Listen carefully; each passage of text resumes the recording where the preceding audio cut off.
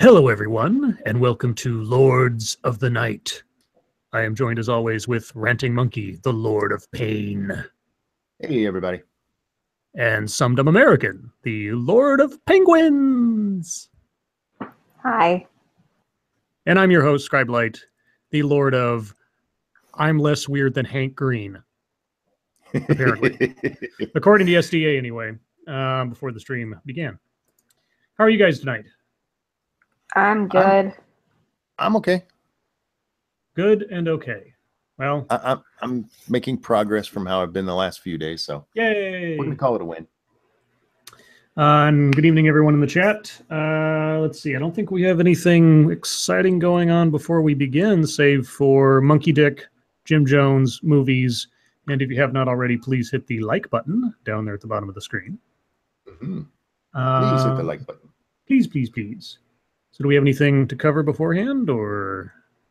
I don't have anything today. SDA? I'm good. Okay. Well, we actually have news. We have breaking news, or at least relatively breaking news. Mm-hmm. Senator John McCain has been diagnosed with brain cancer. Yeah. Senator John McCain, 80, has been diagnosed with a primary glioblastoma, a type of brain tumor. Mayo Clinic doctors directly involved in the senator's care told CNN exclusively. The doctor spoke directly to CNN chief medical correspondent Dr. Sanjay Gupta. The senator underwent surgery to remove a blood clot on Friday at Mayo Clinic Hospital in Phoenix. Lab results from that surgery confirmed the presence of brain cancer associated with the blood clot. Glioblastoma is a particularly aggressive tumor that forms in the tissues of the brain and spinal cord. A pathologist was in the operating room during the procedure, a minimally invasive craniotomy with an eyebrow incision, said his doctor, who added that the surgery lasted about 3 to 4 hours. Post-surgical brain scans show the tissue causing concern has been completely removed. Okay. McCain is recovering amazingly well, according to a statement from his office. Now, this was apparently the same type of cancer that hit Senator Kennedy several years ago. Yeah, I haven't always agreed with McCain, but that's horrible. Yeah, that's one of the worst. You know, think about a bad way to go. That's not one of the more pleasant ones. Yeah. Let's see. So, let's see. Showing no signs of cognitive delays, McCain was discharged Saturday. Thank you, CNN, and has been recovering at his home since then. His doctors would not reveal details, but said his post-operative care is standard. All right, so that's about all the news that's fit to print there right now. So, yeah, I'm not necessarily the biggest John McCain fan, depending on the circumstances, but yeah, brain cancer, I don't know that I'd wish that on my worst enemy. Right, yeah, man. I wouldn't want to go that way, that's for sure. No. I mean, Alzheimer's, which runs in my family, is scary enough, but brain cancer, ugh. Yeah.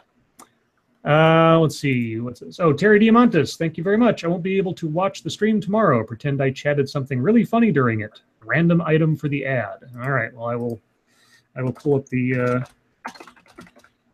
For those of you who may be wondering what that means, random item for the ad. When we're over here on Scribe's channel, if you donate at least $10, you can get a specialized ad from him.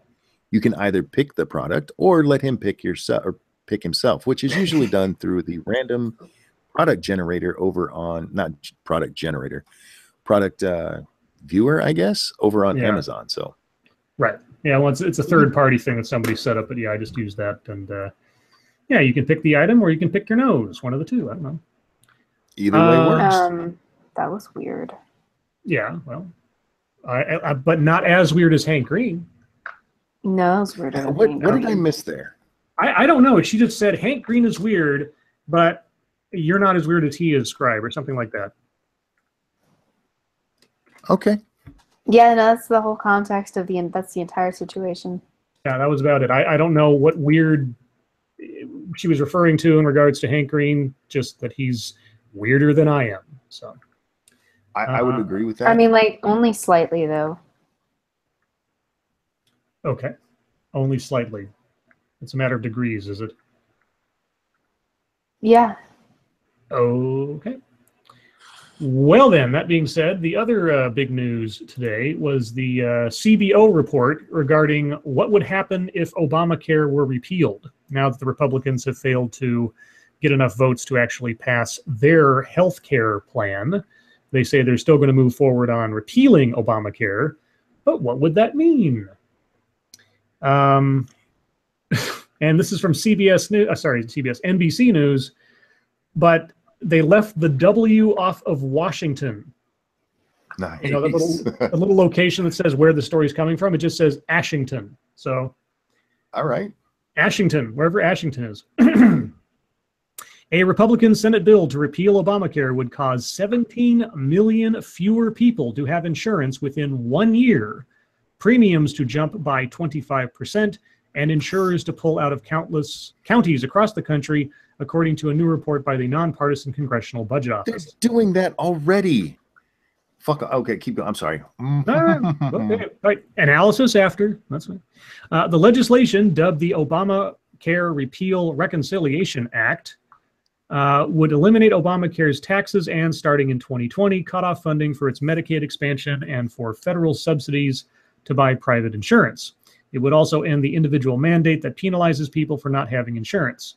The bill would reduce deficits by $473 billion over the next decade.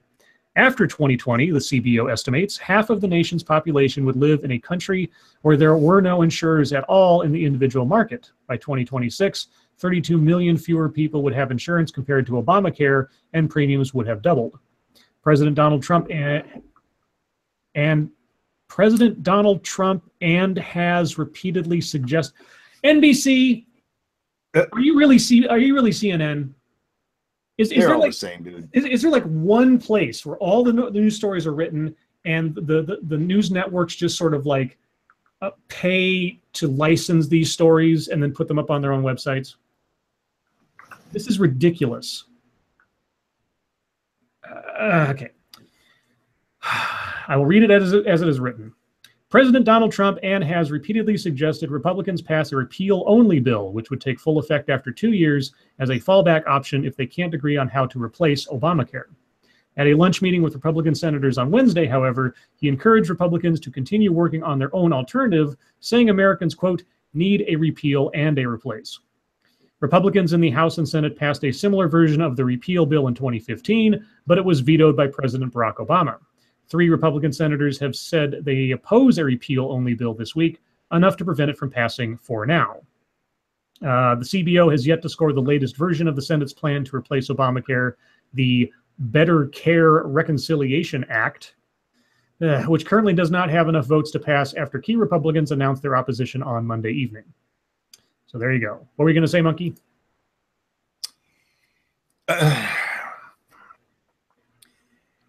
Insurers are already pulling out of everywhere because Obamacare is not sustainable. It was never built to be sustainable. It's a fucking garbage dump.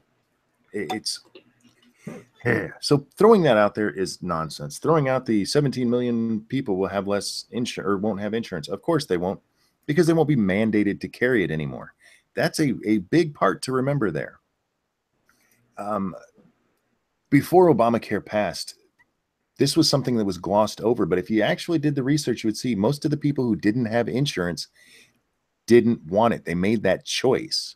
Many of them worked for employers who offered insurance, but also offered, at the time, you could get a bonus at the end of the year if you didn't have insurance. The employer would just give you part of the money that they would have spent on your insurance. Mm-hmm. The reason that so many more people have it now is because it's fucking mandatory. So saying that, yeah, if we repealed it, less people will have insurance is kind of fucking redundant. Again, I think the Republicans have screwed the pooch on this because they've been talking for literally 8 goddamn years about how they had a better plan, and they can't seem to, put that plan together now. Well, I'm really surprised that, and we've talked about this several times, but I'm really surprised that fact isn't underlined more and more often. It's like, yeah. The entire party and all the people that were there now and throughout the Obama administration, 8 years to come up with something better, not different and as worse or worse, but something better. And they didn't. It was a lie. They spent 8 years lying to everyone because when it came down to brass tacks, they couldn't pull it off. And what they did pull off is crap when their own people will vote for it. Yeah. Part of the problem there is that they did keep saying, oh, we have another plan. Mm-hmm. People did not want this. What they should have said from the beginning is, we are going to just repeal this shit. We might keep something in there that you guys like you can't turn down people for pre-existing conditions.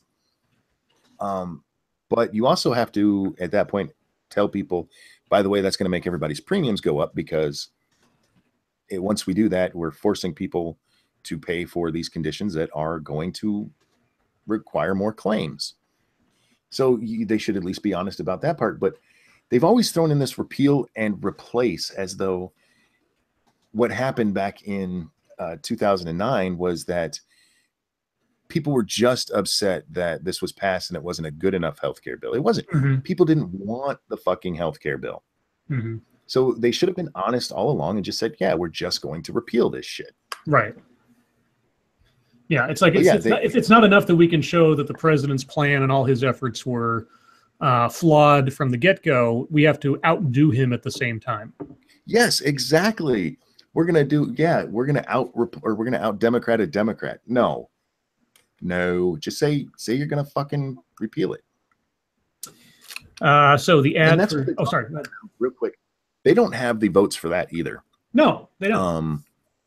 They're close, but there were 3 Republicans who've already come out and said they're not going to vote for just a straight repeal, and they might be able to swing a couple of Democrats in red states, but not enough to hit the 60 threshold they need, which is why Trump is now tweeting out about how we need to get Republicans to the 60 threshold in the Senate in 2018.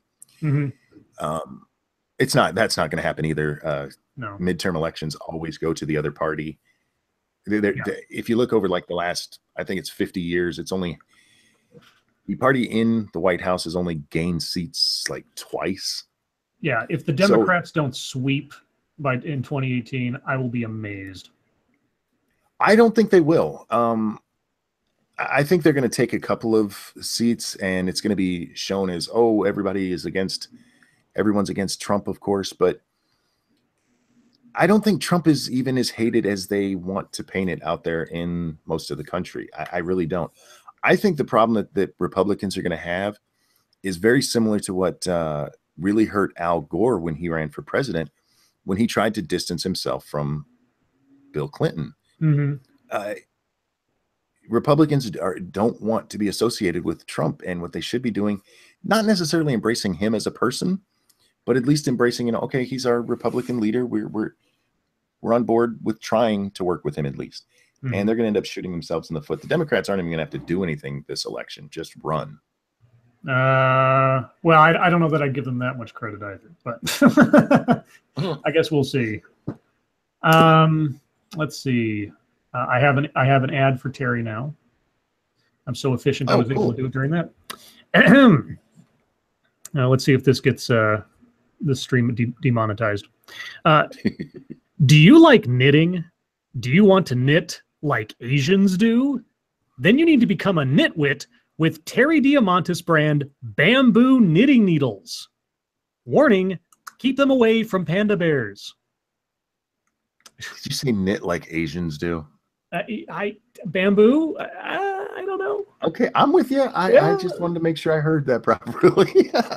I was trying to think, how can I connect panda bears and knitting? Yeah, that's about the closest. Yeah, that works. That works. Yeah, but that was the random product that came up on the random generator. I was like, okay, bamboo knitting needles. I like the random generator. I really do. I also have I pre-made an ad on the assumption that something that was mentioned last night might be brought up as an ad request tonight. Oh, okay. And that was the in the absence of lube, use spit. You remember this? Yeah. I do. Yeah. Okay. So on the chance that anyone wants to hear that pre-made ad and you don't already have an item for yourself thought up, that is waiting in the wings. Okay. All right. Is there a bounty on that or just 10? Just 10, right? Yeah. I don't know. This is I mean, I did put some thought into this. Ooh. let's say 15. We'll say 15. If you really want to hear this, and it's gross. Oh, it's it's gonna. Well, let me put it this way: it's gonna make SDA cringe, even though we can't see your face. You're gonna hear it. I'm probably sure. But in the meantime, You're probably sure. Thank you, CNN. I'm probably sure. Yeah, well, that's gonna be our dig now, like misspeaking or something. Thanks, CNN. I'm fine with that. You know, I'm perfectly fine with that. No, it's just my dig. You can find your own. Oh well. Let's see. The other news that I found here. Let me make sure I'm. Okay, so we have some Supreme Court news. Justices allow strict refugee ban, but say grandparents are okay. Wait. You had two takers on Whoa! this. Thank you, Cryptic, no. who said do it, and Zenith, who said I'll take it. Jeez Louise. All right. Well, then I will credit both of you in this masterpiece of mine. Let's see. We got Zenith and Cryptic. Okay, Cryptic, Zenith. All right. Here we go. Feeling like getting a little rough between the sheets? Yeah. Sorry. No. By all means, be like the person in the ad who's like answering the disembodied voice. Feeling like getting a little rough between the sheets? That's a one-time thing. Okay. Too hot or too lazy to run to the corner store for some lube? Never fear. Your next best option is built right into your body. The next time you need to grease that frisky meat, just remember to use Zenith Cryptic Tongue Butter. It's saliva for the vagina. Fucking tongue butter. Oh, tongue my butter! Oh my god. Yeah, I was sitting here before the stream. I was thinking, what's the most uncomfortable phrase I could come up with for that? Yeah, good job. Good for fucking you. It's saliva for the vagina. Yeah, I hope you're proud. I know I am so proud of you. Hashtag tongue butter. Yes. No. I hope yes, thank you, Lucky 7. Gross 10 out of 10. Yeah. Yeah. Fucking ew. All right. Well, it's saliva for the vagina. All right. Thank you guys very much. I hope that was worth the trouble. Okay. Well, not for you, maybe. Gross. Okay, so back to the Supreme Court. The Supreme Court says the Trump administration can strictly enforce its ban on refugees, but at the same time is leaving in place a weekend travel ban that includes grandparents among relatives who can help visitors from 6 mostly Muslim countries get into the U.S. The justices acted Wednesday on the administration's appeal of a federal judge's ruling last week. U.S. District Judge Derek Watson ordered the government to allow in refugees formerly working with a resettlement agency in the United States. Watson also vastly expanded the family relations that refugees and visitors can use to get into the country. The High Court blocked Watson's order as it applies to refugees for now, but not the expanded list of relatives. The justices said the federal appeals court in San Francisco should now consider the appeal. It's not clear how quickly that will happen. In the meantime, though, up to 24,000 refugees who have already been assigned to a charity or religious organization in the U.S. will not be able to use that connection to get into the country. Quote, this ruling jeopardizes the safety of thousands of people across the world, including vulnerable families fleeing war and violence, said Noreen Shah, Amnesty International USA Senior Director of Campaigns. That part of the court's ruling was a victory for President Donald Trump, who rolled out a first ban on travelers and refugees after just a week in office, prompting a legal fight that has raged ever since. So there you go. Got a couple of super chats. No. Holy cow. Thank you, Peter. Tongue butter. That was fucking gold, Scribe. Yeah. Butter gold. Reject. Thank you very much. Great ad. Battle plunger.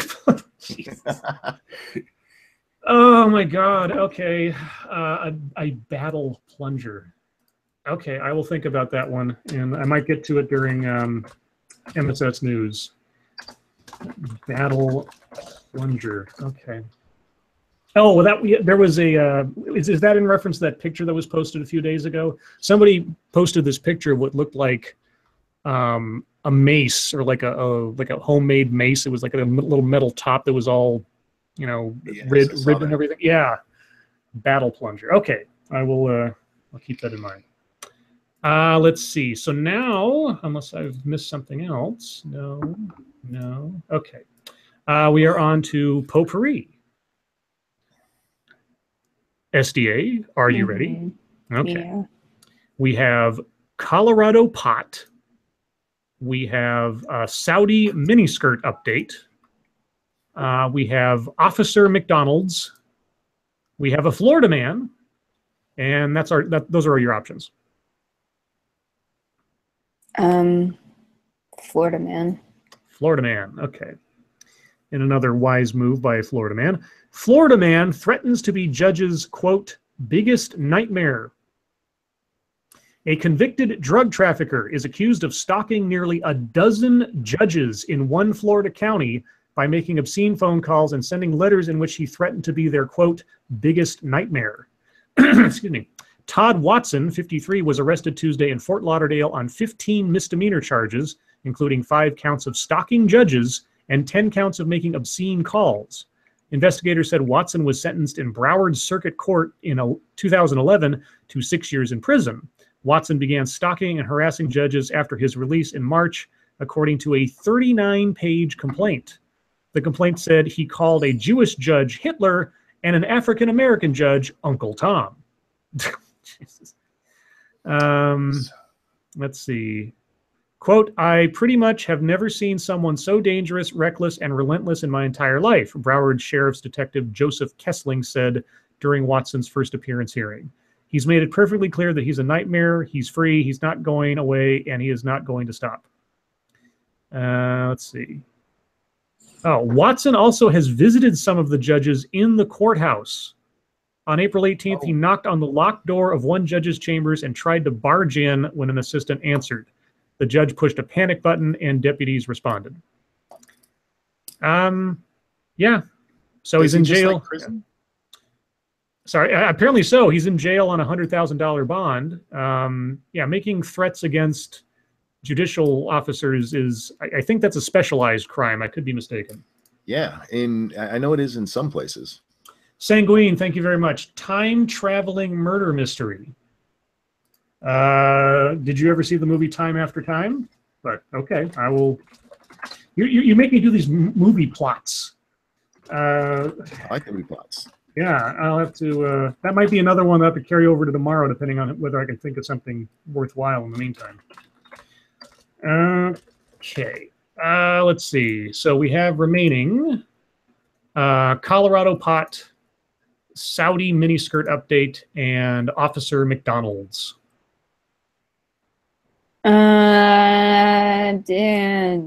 McDonald's. Okay. Richmond, Virginia. Officer allegedly refused service at McDonald's in Virginia. A Virginia law enforcement officer's wife says a McDonald's employee refused to serve her husband, and the franchise owner says, quote, appropriate action has been taken to resolve the matter. The Richmond Times-Dispatch reports the incident involved State Game and Inland Fisheries Officer Scott Naff. He said Tuesday he wasn't able to discuss the incident. Okay. His wife, Kathy Naff, posted on Facebook that the uniformed, on-duty 25-year law enforcement veteran paid for his food Thursday evening, but a McDonald's drive-thru employee said he wasn't going to serve the police. All right. Kathy Naff says another employee later served her husband. Okay. That's the story. I thought there was something more to it, but there you go. No, fuck that person. Yeah. Not going to serve police. Well, you probably lost your job. Hope it was worth it. Of course, it's a fast food place. So never gonna get that 15 an hour that way. Exactly. Although I don't know how long it'll take for Janie to get to $15 an hour. Yeah. Hi, Mara. Mara's in the chat. Oh, it's her birthday still here. Oh, that's right. Oh, happy birthday. Happy birthday.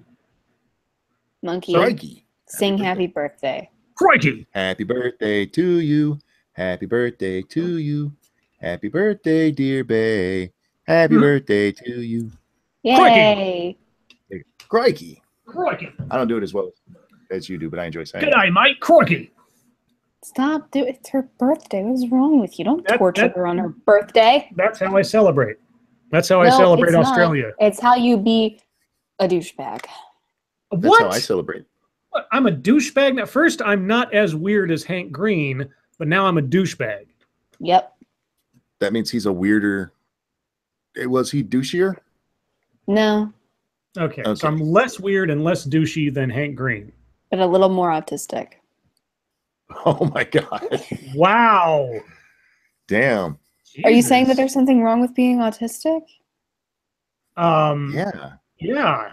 It's a developmental disorder. Oh, well, yeah. It That's, doesn't mean that you can't be a sounds good like person, you. but yes, No. that means there's something wrong. Yeah, there is something wrong with being autistic. It doesn't Just mean like that the I'm person asthmatic. is bad. I'm asthmatic. It's not insulting to say that that's a bad thing. Right. Yeah. I'm allergic to cilantro. That does not make me a bad person. It just makes me unable I to don't enjoy some food. know. Oh, I see how it is. Now you're judging me on the basis of something I have no control over. I mean, You allergist. cilantro is kind of a big deal. Whatever. Okay, so we have Colorado pot and Saudi miniskirt update. Pot, Okay. or as I like to call it, devil weed. Yeah, this actually kind of surprised. Well, I guess it shouldn't surprise me. It kind of surprised me how quickly it happened. Colorado. Sorry. Because somebody's going to get upset that I called it devil weed. And before you guys get upset, yes, I do think less of you if you smoke pot regularly. Anyway, continue. Okay. Colorado has harvested $500 million in taxes and fees since it legalized recreational weed. Which I'm honestly surprised. VS Strategies, a pro-legalization research company in Denver, says the state has pulled in $506 million since retail sales began in January 2014. That includes taxes and fees from medical marijuana, which was legalized years earlier. Oh, but the vast majority of the revenue came from recreational. Do you want to have that broken down for us? Because if you're including stuff from years before, then it's not really about legalization, isn't it? Colorado was. They do mention that the vast majority is from the. This is true. And that's what I would expect. Let's be honest, pot kind of blew up there, as expected. Colorado was the first state to legalize recreational weed, so its market is the most mature. And lawmakers and entrepreneurs in other states and other countries look at Colorado as a measuring stick. Revenue from taxes and fees has increased each year from $76 million in 2014 to $200 million last year, and the state is on track to beat that this year, according to VS Strategies, which used state revenue data in its report Wednesday. Colorado has spent most of the money on schools, the research company says. Smaller chunks have gone to drug prevention and treatment programs and to regulating the marijuana industry. State revenue officials told CNN Money they had not calculated their own revenue summary since recreational pot became legal. Why not? Why wouldn't have you? They're too high. Yeah. Yeah. I was going to do some math, but then I got high. Colorado legalized medical marijuana in 2000. The state applies a 2.9% sales tax to those sales, plus license and application fees. Recreational marijuana, also known as adult use, is taxed more aggressively. In addition to the sales tax of 2.9%, the state charges an excise tax of 15% and a special sales tax of 10%, plus license and application fees. Marijuana advocates often tout tax revenue as justification for making the drug legal. But because legal recreational pot is so new, it's been difficult for states to project how much tax revenue will result from legal sales. Okay. Oregon, Washington, Alaska, and Nevada also have retail markets for marijuana, but they lag behind Colorado's. Pot shops opened in Washington in July 2014 and in Oregon in October 2015. Last year, pot tax revenue totaled $256 million in Washington and $60 million in Oregon in the same year that Colorado brought in $200 million. Well, why aren't you just copying Colorado's model? Thank you, Cryptic. And these motherfuckers are still trying to up our taxes to fix the roads. Yeah, it's amazing how the governments get a whole shit ton of money and they still need more. Thank you, Sanguine. Sills Local News just referenced MSS News. What? Who's Sill? I forget the full name. I always call him Sylvie. Call her Sylvie. Biological augments. You want me to do some Dave's X type stuff? Okay. How did they reference hashtag MSS News? Yeah. I'm curious about that. What did? Is Sylvie here? Who's Sylvie? Sylvanas, I forget the full name. They watch us Sylvanas? like every night. Where are you? Sylvanas Sylvie? from like World of Warcraft? That's where the name comes from. What's a World of Warcraft? Oh, yeah. It's a game where fun people go. Yeah, I'm curious for the context. I think of I what they just did. like I'm gonna get killed. Yeah, Sanguine. What did they do? Or how are we referenced? Or well, maybe the hashtag was referenced. Maybe we weren't referenced. Anyway, until we get that, the last story on the list. Sanguine. Yes, yes, and she messaged me to tell me. Tell you Doesn't what? make any sense. Sanguine details context. So Or last fate. story. The last story is Saudis release woman in viral miniskirt video without charge. Good. Saudi Arabia announced Wednesday that a woman who was detained after wearing a miniskirt in a video that went viral has been released without charge. The decision not to press charges was a rare win for supporters of women's rights in Saudi Arabia, who criticized the public outcry against her. It also comes as Saudi Arabia overhauls its prosecution system under a new young heir to the throne who has taken steps to try and modernize the country and its public image. And then it just goes into going over what the video did, etc. Okay, well, good for her and good for Saudi Arabia leaving her alone. Yeah. Cool. Did Sanguine say anything else? Okay, well, we want to know. We need affirmation as to like how cool we are that somebody else mentioned us. But anyway, well, how about it was about tongue. It wasn't a mini skirt. It was just a skirt. Yeah. Well, we're talking about Saudi right? standards, okay, and like it showed more than ankle. Yeah. So it's a big fucking deal. It was still a short skirt. I mean, it wasn't a mini, but it was what, half thigh? Yeah, something like that. I mean, it was a by American standards a relatively modest skirt. It wasn't like down to your ankles kind of thing. But yeah, for Saudi Arabia, it was probably like she was basically naked. You know, porn on we heels. have flapping labias over here, so yeah.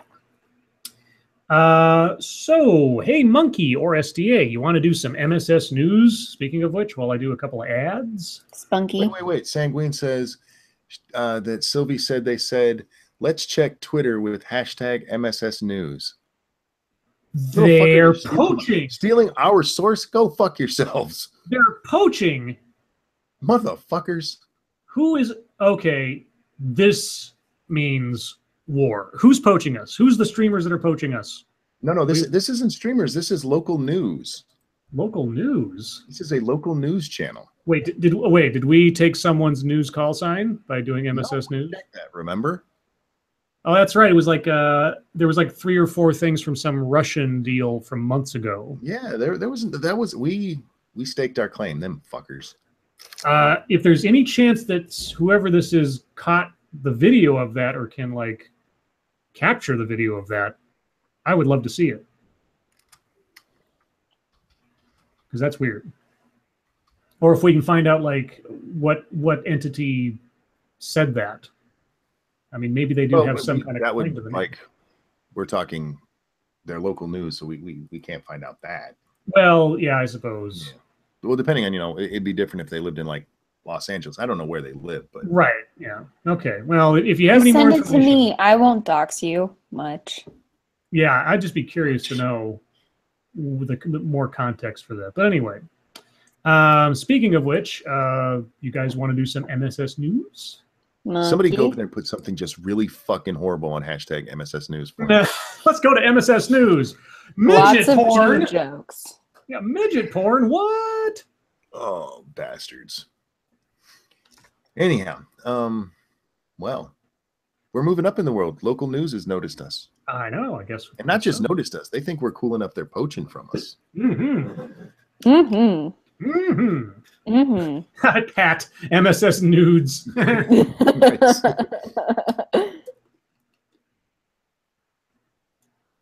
Okay, what are we on? Are we actually on our hashtag now? Yes. Yeah. Yeah, we're on to MSS News time. This just in. Local news is stealing from us, bitches. There you go. MSS News, we're being poached. Oh, did you need one of us to read so you can do your ads? Yeah, if you could, just for a few minutes. I'm gonna see if I can get a couple of these done in the meantime. I'm sorry, I was That's fine. way busy. Okay, let's see what we have.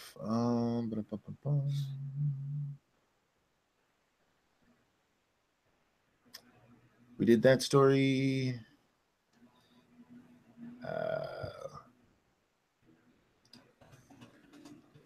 Okay, there's a lot of those we already did the stories on. Sorry, guys. Let us see. This is really entertaining for you guys. I apologize. I'm not as good as Scribe at reading these. I believe in you, Monkey. I believe I can. Why aren't you doing this? Aren't you usually the stand-in here? No. Yes, that's your job. Are you not in the latest tag? I mean, I'm in the latest tag, but there's a lot of them that we've already gone through. Oh. Yeah, the biggest nightmare judges thing we've already done. You work on your damn. I know. Well, I was trying to. I was trying to help. I'm just trying to help. All right. Since y'all can't learn how to internet, I'll do it. Berkeley blocks Ben Shapiro lecture slated for September. After a spring marked by controversies involving free speech rights, the University of California, Berkeley has blocked a student-led effort to host popular conservative author Ben Shapiro for a campus lecture this fall. In a statement to the Washington Examiner on Wednesday evening, Young America's Foundation announced that the administrators informed Berkeley College Republicans in an email this week that they were unable to identify an available campus venue to host the lecture, which was slated for September 14th. Ben Shapiro is welcome on our campus, and we are committed to supporting his and your rights to free speech, the administrators contended in their message to students, which was sent Tuesday. So they told them that there was no space, and yeah. Nothing to do with this politics.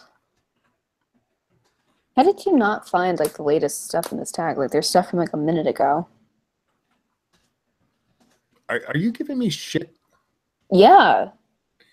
Just read, woman. Okay. Tablets, laptops will be. Why isn't it just tablets and laptops? Will be checked by U.S. security. Toronto flying to the United States may take a while longer as of Thursday due to enhanced security measures affecting flights to the U.S. Both Air Canada and WestJet are advising passengers to arrive at airports at least 2 hours prior to scheduled departures to allow for additional. Don't you always get there 2 hours ahead of schedule? Or is that just because I'm used to the Atlanta airport? Depends on where you're flying to. I mean, if you're flying internationally, you want to get there about 3 hours ahead. If you're flying state to state, yeah, about 2 hours is smart.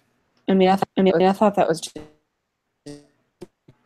Was that SDA or was that me? That must have been her. Okay. Are you with us still? She's still here?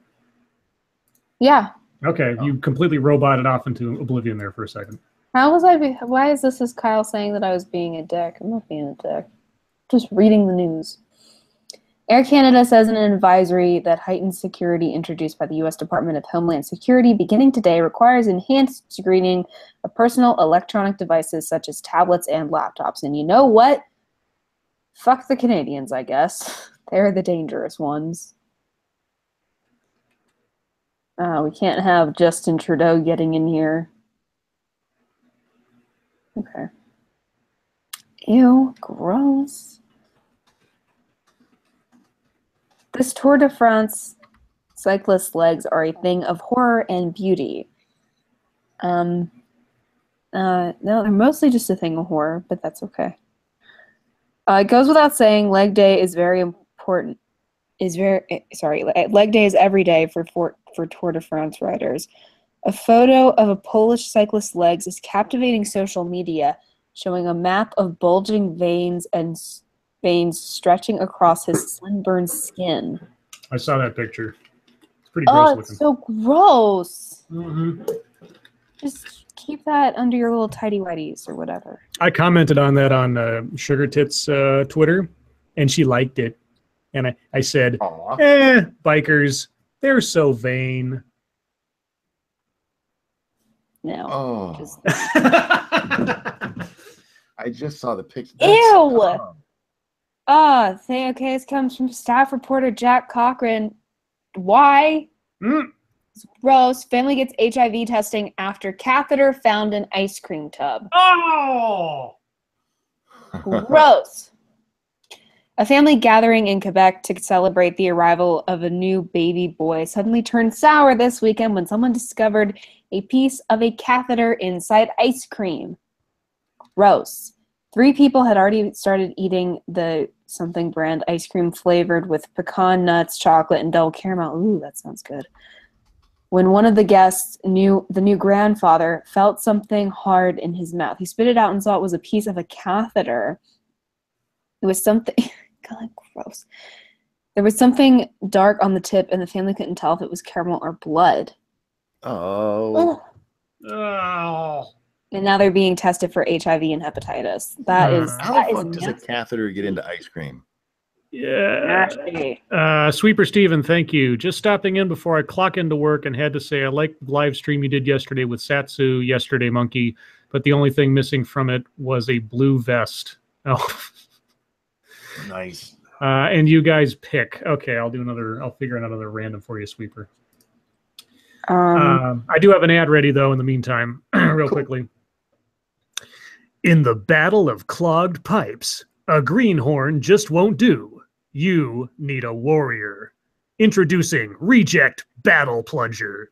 Its thick, heavy head and firm wooden shaft have been scientifically designed to ram through any obstacle. Prepare to wage war. Battle Plunger! Nicely done. I don't know how to say this dude's name. Chieftain of Gaul? Gaul? G-A-U-L? Gaul. Sent us this story. John McAfee has vowed to eat his own dick if Bitcoin doesn't surpass 500K in 3 years. I vow to eat my own dick. Yes. John McAfee, the outspoken and at times controversial founder of the antivirus software company, which bears his name, is living up to his reputation with an outrageous online gambit on Bitcoin skyrocketing in value. Bitcoin's law of 1800 plus yesterday simply could not be maintained. In the long term, Bitcoin moves above 500K within 3 years. That's McAfee tweeted, adding that if it doesn't, I will eat my dick on national television. Gross, right. honey. You don't have to do that. It's okay. Calm down. I mean, like, girl. I figured that Stop would keep it. people, I mean, that's going to keep them from pushing it that high just to see it. The story behind McAfee or whatever his name is. Yeah, I don't know. How you say He's an absolute nutbag, and Yes. it's heavily presumed that he murdered a guy in like Brazil or Argentina or something several years ago. So, yeah, and besides which, his software is just the most annoying add-on in so many products where it's like, would you like to add this? Like, no. Yeah. I mean, every time I update, I think it's either Adobe Acrobat or JavaScript or something, it says, hey, you want to add Mac? No. Years and years ago, it was, in my opinion, the best antivirus out there. Yes. And it has just gone to spamware shit. Next up, let's see. First Cynic. Trump administration wants to cut $214 million from teen pregnancy programs. While the Senate Republicans cobbled together a healthcare law that would, God damn it, I hate when it jumps after I've already started reading. I know, right? While the Senate Republicans cobbled together a healthcare law that would eviscerate funding to Medicaid, the Trump administration pulled $213.6 million from programs that work to prevent teen pregnancy. The Center for Investigative Reporting revealed the administration has gutted funding for research and programs at more than 60 institutions, including Children's Hospital in Los Angeles and Johns Hopkins University. The decision was made by the U.S. Department of Health and Human Services, headed by Secretary Tom Price. As a congressman, Price argued that not one woman ever struggled to afford birth control, telling Think Progress, "Bring me one woman who doesn't have access to birth control." Oh, God, this is another guy who should be eating his own dick. Yeah. I don't know how effective those programs are. I've never looked into them, but that can't be a good idea. What? At this to point, get rid of teen pregnancy stuff? To cut funding for programs that are aimed at stopping teen pregnancy. I'm of the opinion abortion should not be a thing anymore because we don't need it if we were actually fucking smart. We have enough to prevent almost all unwanted pregnancy.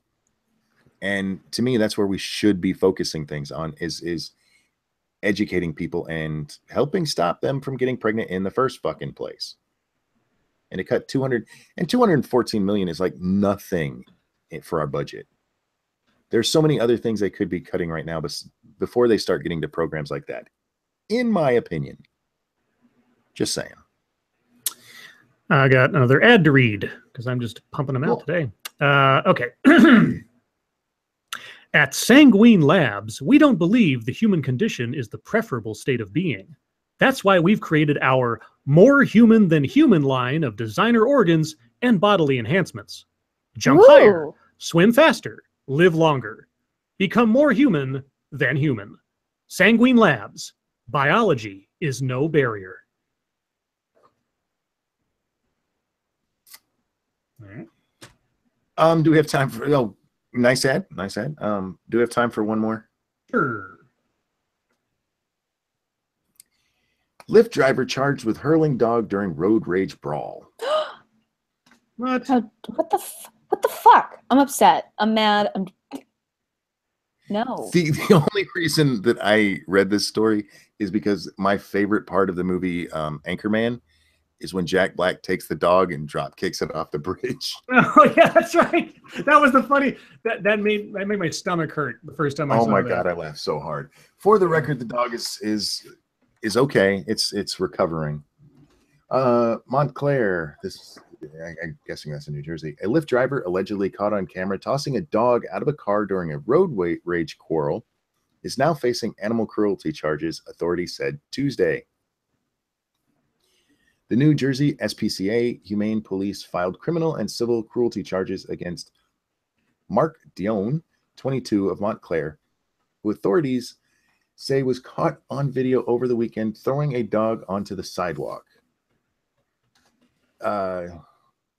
During the fight, authorities say Dion reached into the back seat of the other man's car, picked up his 12-year-old miniature pincer, and threw the dog onto the sidewalk. The dog can then be seen running into the street. Despite some bruises and stress resulting from this traumatic event, Daphne, which is the dog's name, is recovering well. Mm-hmm. So, yeah, dog didn't actually get really badly hurt. Just okay.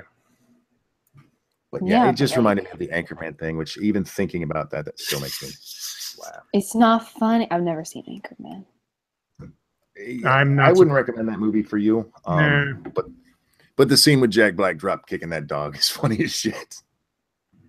So before we get to YouTube, I have one more ad to read. And Sanguine, your time-traveling murder mystery, I'm just going to have to work on that and carry it over in tomorrow night's stream because those things you throw me always give me the most to think about. But in the meantime, have you ever wanted to smell like a big pair of nuts? Do you enjoy the physical affection of squirrels? Then you need Sweeper Stevens Walnut Oil. Now you can smell just as nuts as people think you are. Have you ever wanted to smell like nuts? No. Oh, I fucking love you, dude. Yeah, so walnut oil was the random product that popped up, just so you know. Scribe, we have a special request here. Uh-oh. This comes from Crash Cash 34. Hey, it's my birthday, and I never watch live. My name is Charles, and it would make my year if Scribe and Monkey sang me a duet happy birthday for my birthday. I love you guys. Aww.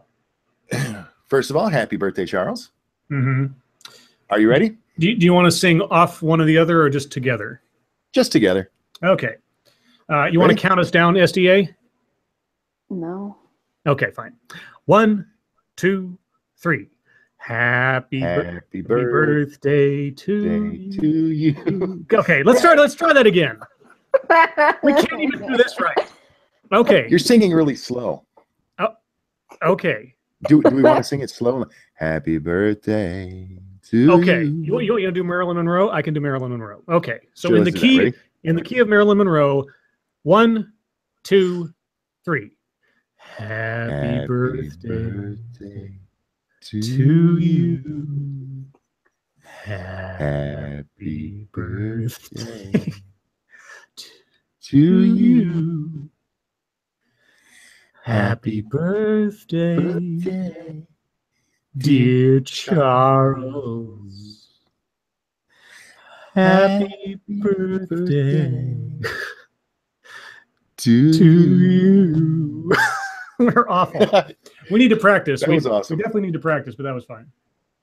That was great. Sorry, I had to that's mute what- myself because I was laughing too hard. That is Oh, what live should be. That's what I'm yes, saying. that is. Well, happy birthday, Charles. Hope you have a good one. You're ruining Maryland for me. No. Sorry, Pat. You'll be fine. JFK already ruined her for everyone. Yeah, he did. So YouTube. I know that there's been some drama today, but we'll get to that after we get to our own personal projects. SDA, what are you working on? Nothing. Okay. Well, I'm working on the Q&A video, I guess. Q&A concerning what? Writing. Okay. Do you have an ETA for that? What? Do you have an estimated time of arrival for that video? No. Okay. When I get around to it. Monkey, you did something today, didn't you? Well, I since we last talked, I did have my stream with Satsu last night, which went really well. We talked about the Bobo video. Right. And then today I did a video on an article from Bazaar, which just pissed me off because it claims that men just like skinny young bitches. And it's based on this study that was actually done back in 2015. So, Bazaar, being timely, wrote an article about it yesterday, or I think it was on the 15th. And in it, yeah, that's what they say. Men just like skinny women. And there's actually a sub-headline on it that says, this is depressing or some stupid shit like that. And then the article starts out, as women become more accepting of their curves, men still like skinny bitches. And I'm paraphrasing there. But if you actually go and look at what the study showed, that's not at all what it was about. What they looked at was actually what men and women found attractive in women. And they showed them body types that went over a gamut of the BMI. And the skinniest women that they had as part of the pictures that these people looked at was around 19 on the BMI, which is just on the border of skinny and what is considered healthy. And this is a really interesting subject that they came up with, because they came up with this mathematical formula where they took mortality rates and chance to bear children into account. And using this mathematical formula, they figured that most people would find 24 to 24.8 to be the most attractive, which is actually on the border of healthy and overweight. So they were expecting it to be just on the high side of healthy.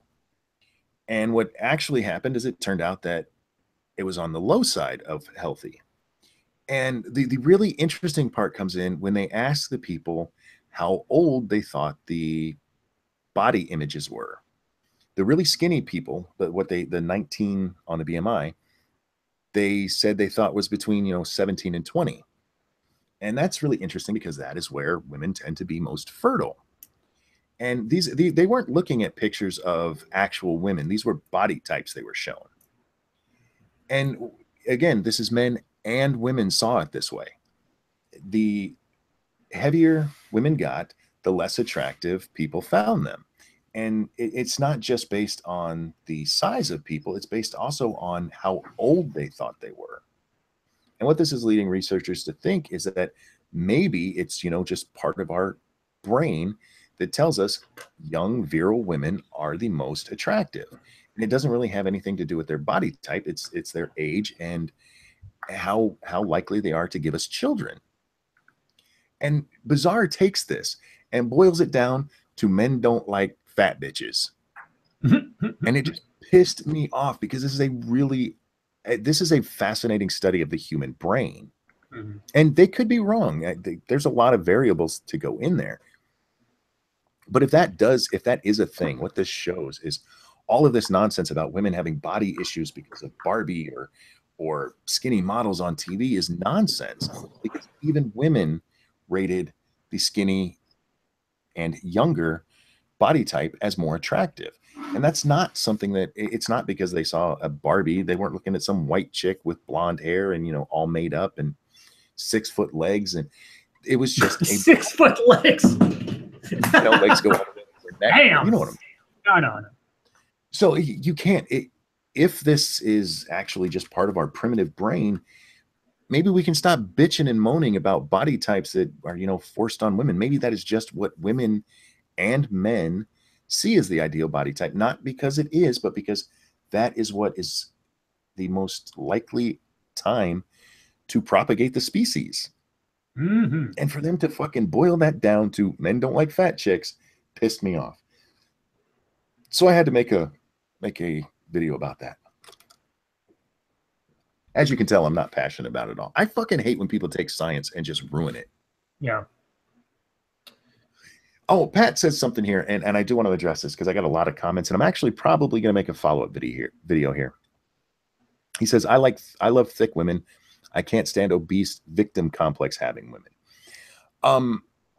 If you show me a woman who's actually like about 19 on the BMI, I'm probably not going to be attracted to her, because I like a woman with curves, and a 19 on the BMI generally doesn't have very many. If you're 19 on the BMI, don't get mad. I said generally. I prefer a little thicker woman too, but a lot of that also goes into their breasts, their ass. They tend to have a fuller face, which I like. I don't like Skeletor. So yeah, if you were looking at actual pictures of women, it might have been different, but this was just about body type. And it's like in the pictures, they couldn't see breast size, ass size. This was just the shape, the outer shape. Mm-hmm. So yeah, I get it. I'm with you guys who say, you don't like really skinny bitches. I don't dislike them, but it's not what I'm attracted to. If there's skinny chick standing there with a chick who probably needs to lose 20 pounds, I'm likely going to be attracted to the one who needs to lose 20 pounds. Scotch, I'm an ass man. He asked if I'm an ass or a breast man. Mm-hmm. I like a nice ass. Okay. Let's see. I actually have one.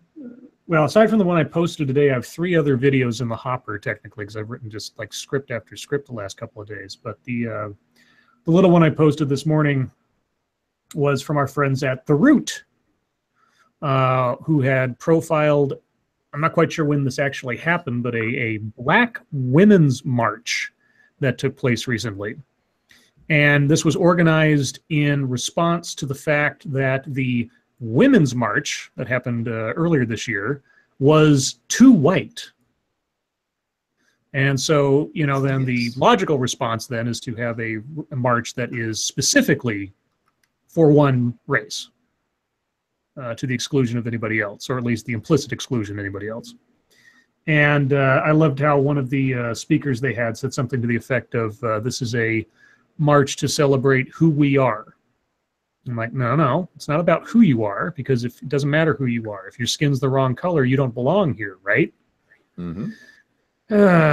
And it got me thinking as I was walking to work today, sort of a tangent, but at the same time, way back in the 90s, after Oklahoma City bombing happened, there was an understandable rash of books put out about the militia movement And I still have the one I'm referencing here on a bookshelf in my living room.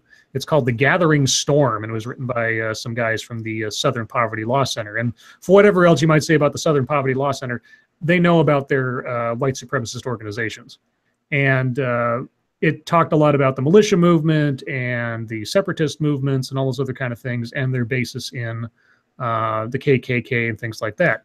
But one of the things that they talked a lot about in there back in the 90s was something called the white identity movement. And this was a bad thing for understandable reasons. And lately I've been hearing things like the black identity movement or the Native American identity movement or something, and they're promoted as good things. Or positive things. I'm like, no. If those are positive things, then the guys who inspired the militia movement are positive things, and these two things cannot be true. It just. I will be right back, guys. Yeah. Oh, so it must be baby. So anyway, so when I see things like marches that are exclusively for specific ethnicities or races or something, I just cringe a little bit, regardless of who it is. It could be white, black, Asian, Native American, doesn't matter. Ugh.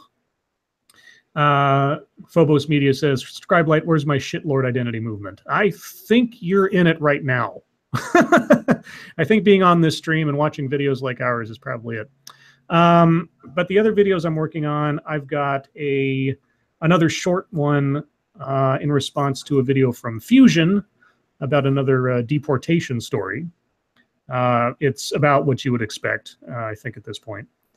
And then I have two others that I've scripted that I still need to actually put together. One I've mentioned before is a Talks at Google, where we have an expert telling us about microaggressions.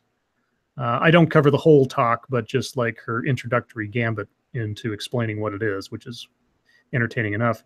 And the other one that I just finished the script on today is going to be a long one, because the video itself is about 16 minutes long, and it is an educator or a teacher from Canada talking about the correct way to introduce certain aspects of social justice into the classroom.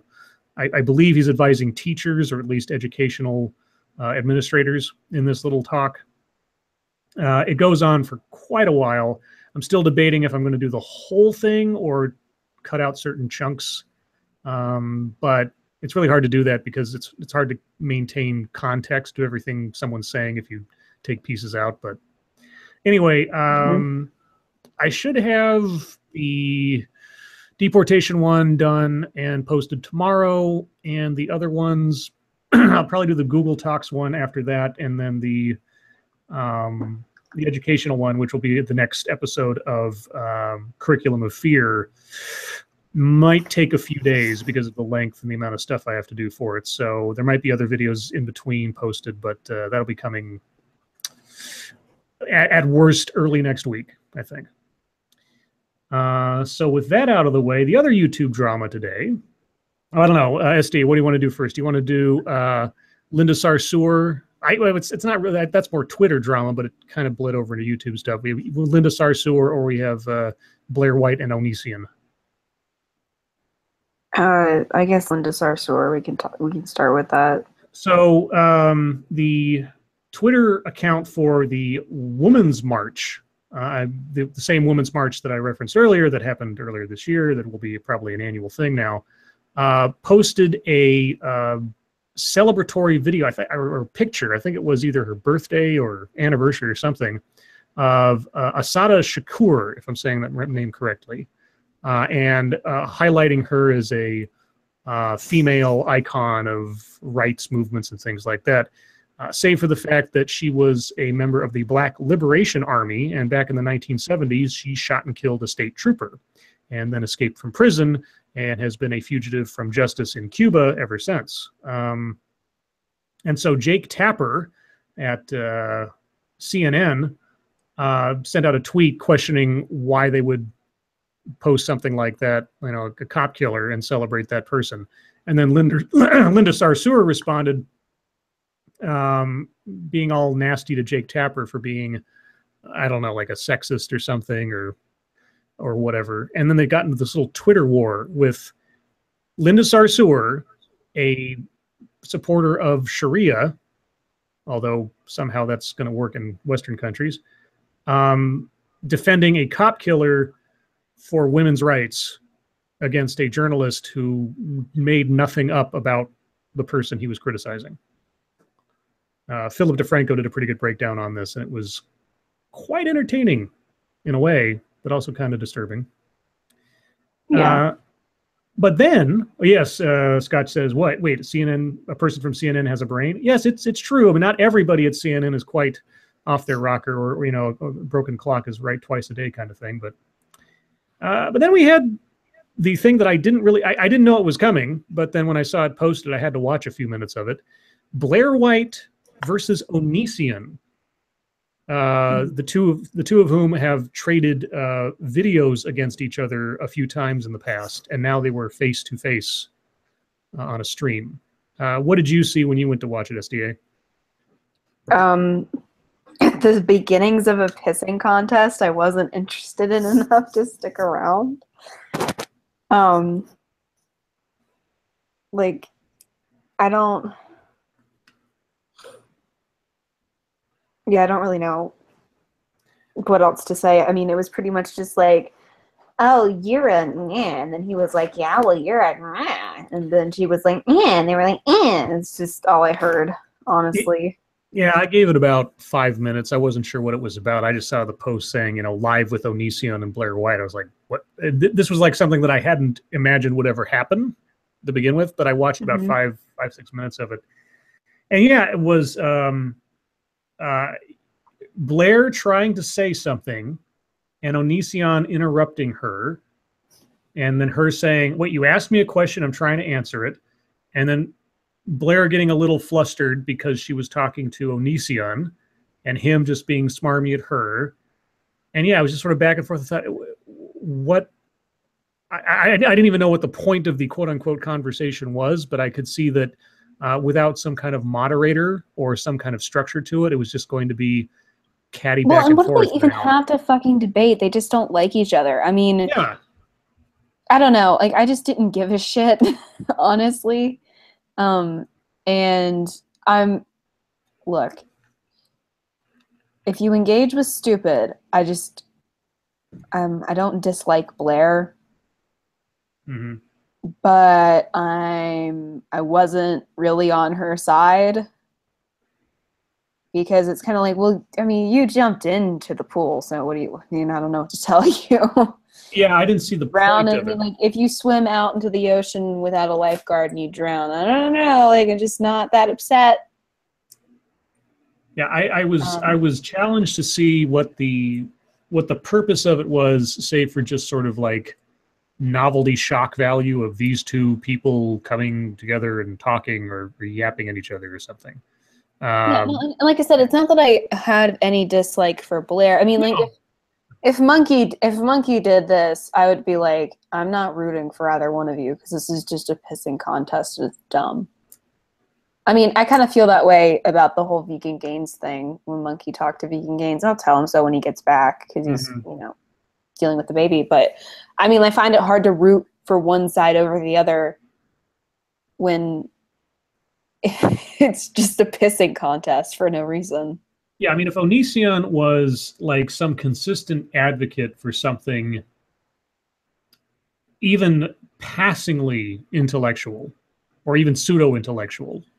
But he's not. Like, that's what I mean. Yeah, I mean, that's what I mean. I mean, if he was, I mean, he, as far as I can tell, save for, you know, the occasional I support feminism because crazy reasons kind of video, he's just, for whatever else you might call him, he's just a quote-unquote YouTube personality, and that's it.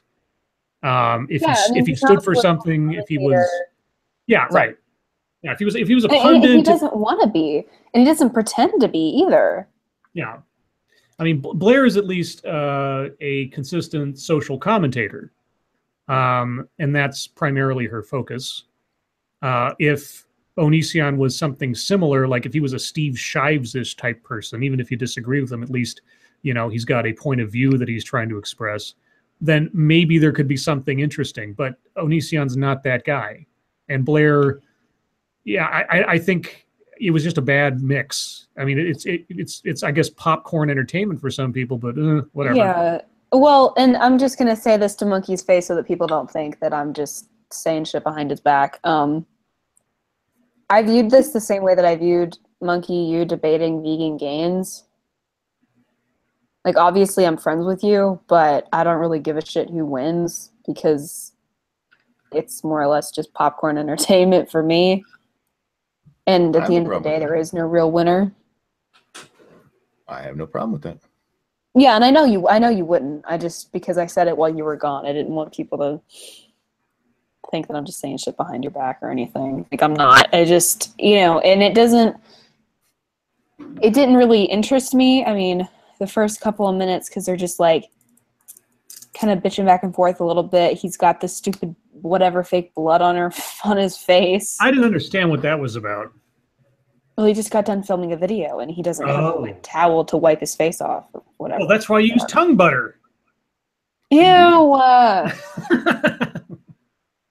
Monkey, did you watch any of it? I didn't see any of it. Yeah, you didn't miss much, I don't think. I mean, maybe there was something worthwhile in there. But it was... Given that it's Blair and Onision, it is one of the most productive conversations one could hope for. Okay, well, aside from Linda Sarsour Twitter war and Onision Blair White, was there any other? That rhymed. I know, right? That's why I have an English major. Was there any other YouTube just because drama you can rhyme? Just because I can rhyme, yes. It's a very useless major. Any other YouTube drama? Not that I know of. Monkey. I am so out of the loop. I couldn't begin to explain. Is Grand Monkey okay? Yeah, she's the reason that I told you guys I may have to leave this stream at any moment because I have Grand Monkey tonight. Lady Monkey is still putting her to sleep, but then she's coming down here and going to bed, and I'm watching Grand Monkey. I'll have the monitor on, but I could hear her yelling. Not Lady Monkey, Grand Monkey. And so I went to check on her, make sure everything's okay. She's stuffed up and she has to sleep with a bottle, but when her nose is stuffed, she can't drink her bottle while she's falling asleep, and it causes issues. Right. The grass was just cut yesterday, and I think it's causing problems because she was fine until after the grass was cut, and now she just has a runny, stuffy nose. Oh, hay fever's the worst. I used to have that a lot. I used to have that really bad ones. I've grown out of it over the years, but man, when it hits you, even if you have Dime Tap, or, the grape stuff.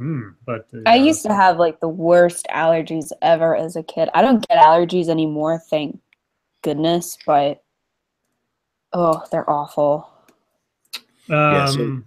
She's okay. She's just having trouble falling asleep. Okay. Well, I hope it doesn't impede her too much, because that's no fun. Well, my worry... There was a girl... Sorry. Lady Monkey has to be up like really early, even for her. She's got to be up... she's got to be on the road by 7. Yeah. So my worry right now is just getting her to sleep. Me and Grand Monkey can stay up all night. She can be grumpy, and I'll just hang out with her and keep her happy. But I want to make sure she's not driving for an hour really, really tired. Yeah, we wouldn't want Grand Monkey driving really tired. No. That would be really bad. I got her a Minnie Mouse 4-wheeler. Ooh. It is so cool. That's so cute. She rode it the first day, and she was driving everywhere, but she hasn't figured out how to turn it yet. Just straight lines. Yeah, she's really good at problem solving, but I think she's scared herself. So she hasn't got back on it, except yesterday. She got on it for just a moment, and she has her hands on the handlebar and her thumb right over the button. She goes, I can't do it. I can't do it. I can't do it. And it was so cute.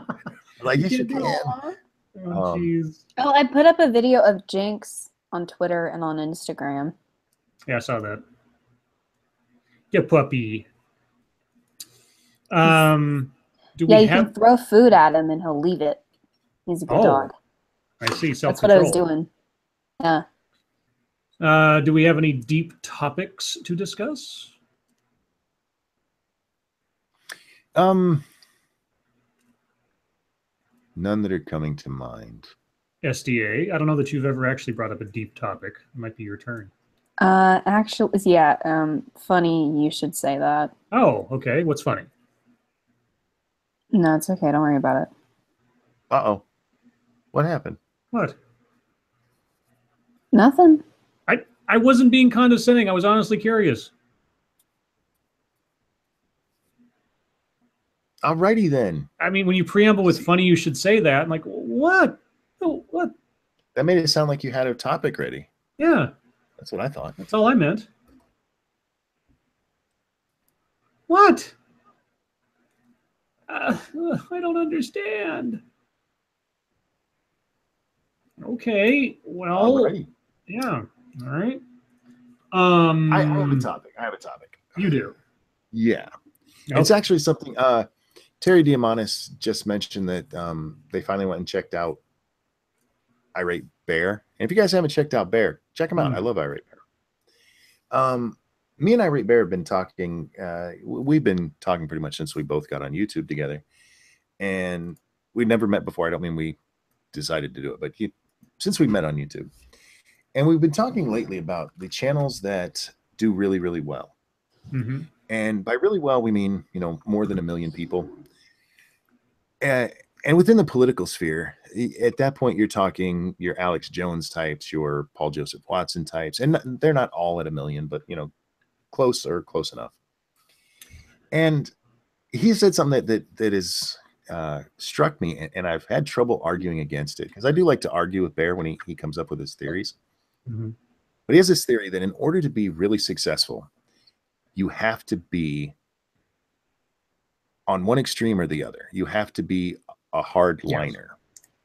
Yes. Do you think that's true? Do you think somebody, because I look at somebody like Phil DeFranco, who doesn't technically just do politics, and he's got like 5 million. But if you're looking at people who are just growing right now, or the ones that are just politics, I can't see that he's not right. First, Sanguine, thank you very much. I think her topic was the sound of silence. Okay. I love that song, especially what was the cover that was just done a little while ago by Disturbed. Yeah, when it comes to politics, you have to pick an extreme, because that's the only way you're going to attract the most attention. Nobody on the political end generally likes to hear, or at least the base, let's say, doesn't want to hear wishy-washy, or hear something that they can't tell on which side the bread is buttered. So if you're an Alex Jones or you're a Rachel Maddow, you're going to do a lot better than someone who's far more diplomatic or balanced, like a Matt Christensen, let's say. Yeah, no, I completely agree. When it comes to politics, sure. Philip DeFranco covers everything because he does like entertainment news and everything else, and he's got a really great personality, and he interacts with his fans really well, and he's been around forever too. He's got a really good reputation. So yeah, his came from sort of like building his little cult of personality around him. Not to diminish DeFranco's talent at all. But yeah, when it comes to politics, you have to pick a hard line because everybody wants the shock value. Everybody wants you or wants there to be public avatars for their outrage and to say it when they can't, kind of thing. Do you think somebody like a Phil DeFranco personality, not him specifically, could get as big as he is today solely on politics? What, I mean, like a friendly personality? No. Friendly, kind of middle of the road. I mean, he one thing I have a problem with is the term centrist, because that's such an I fucking hate that term. Yeah. Somebody who gives his opinion and does so strongly, but his opinion is neither always left or always right. He calls it as he sees it. No, and here's why. I read a story last night about Chris Cillizza from CNN being criticized on his Ask Me Anything for having for treating politics like sports. Well, he's not wrong, because the way that they've been handled for over like 20 years now, if not more, it's sports teams. You're either for the left or you're for the right, and you're the advocate for it, and you're touting you're extolling the virtues of your team, because politics is seen like sports now. It is seen like, North versus South, East versus West, Death Row Records versus, West Coast. And all. It's right. That's East what Coast, it. West Coast. Yeah, East Coast, West Coast. That is what it is, whether we like it or not. It shouldn't be. It's not productive when it is that tribal, but it is tribal. So if you are going to be a good tribal leader, that is how you're going to succeed in politics. A Philip DeFranco, if he was a happy, positive right-winger, I don't think he'd do well. The extremes operate on frustration and controversy and adversarial behavior, because that's what being an extremist is. Because you've got to have something to fight against, because you're so far on one side of the thing. So no, Philip DeFranco is successful because he's exactly where he should be with his attitude and with his outlook on things. And so is Alex Jones, and so is Rachel Maddow. And I just pulled those out of the air because those are the first two "quote unquote" extremists I can think of, I guess. No, those are good examples. For the record, Lady Monkey has snuck out of the bedroom, so if there's crying, I am going to have to go. Hopefully she'll stay asleep, though. Yeah, I want to believe that common sense can be popular, and I just don't think it can. I think, fuck Bear, I think he's right. Mm-hmm. Because as I look at it, everything I see is showing that. Even YouTube channels that I see in the skeptic genre, there was a point a couple months back where Teal Deer put out this notion that it was all dead anyway, and it's all been done before, and this got taken over, and a whole lot of smaller creators were all like, yeah, we got to move away from feminism and SJWs because it's all been done, and I watched almost all of the people who said that their channels just fucking die. Mm-hmm. Meanwhile, people who have, stayed the course, finding feminists where they can and SJWs where they can, are still growing well. As long as they, keep bashing that target, then people keep watching. Yeah, well, it's also, not only is it tribal, but it's also a matter of entertainment. Let's take Mr. Medicare, for example. I'll just bring him up because he's part of the reason that I got inspired to try YouTube in the first place. But he's also acerbic, he's confrontational, he's foul-mouthed, but he's also incredibly smart about it. And he attacks his subjects with wit that is venom-tipped. So beyond whatever else you might say about his perspective, you can't say it's not entertaining, and it's not fun to see him tear something down, especially if you disagree with whomever he's going after. Mm-hmm. So when you have a extreme right-wing person or an extreme left-wing person, and they go after the current embodiment of the enemy, and they do so in a way that is sort of channeling the true believer's inner id, not only are they satisfying to that part of you that wants to see, some kind of revenge being taken against the object of your enmity, but also it sort of acts as your proxy as an outlet for your rage. And also it makes you feel like you belong. Like, I totally agree with this person because they are pandering to the lowest common denominator of this extreme ideology. Well, something that is fascinating to me is anytime I make a Riley video, I will get comments, "Oh, please stop talking about Riley." Mm-hmm. And it doesn't matter how long it's been since I've made one. Stop talking about him. People talk about him too much. But those are always my most popular videos. Mm-hmm. View-wise, they kill everything else. Yeah. So there's definitely, a certain aspect of people who are tired of it. But it seems to be what most people want. Mm-hmm. And I don't know. I guess this is part of the whole polarization thing, but I really don't want that little fucker to be right. Well, okay, so for yourself and for your own channel, what are you concerned about in this notion? Well, it's not so much that I'm concerned for my channel. It's I'm concerned for political discourse. Mm-hmm. In the fact that, I mean, yeah, I actually like a lot of what Paul Joseph Watson does. Mm-hmm. I agree with a lot of his videos, and I find him to be pretty funny, and his exaggerated way of talking makes me laugh. Yeah. He does say a lot of really stupid shit too, but I don't want to think that that is where everything is headed, is that the most popular political commentators of our time are going to be, at least partially, really, really big jackasses. Well, you know, I guess that can be said about all times. I mean, the provocators are usually the ones everybody knows, but man, I don't know. Well, it's unfortunate that it is the fact that we're not going to see, at least anytime soon, I don't think, the wit and wisdom of a William F. Buckley versus a Gore Vidal. We're not going to see that, because these days it's an arena, it's instant gratification, and it's entertainment.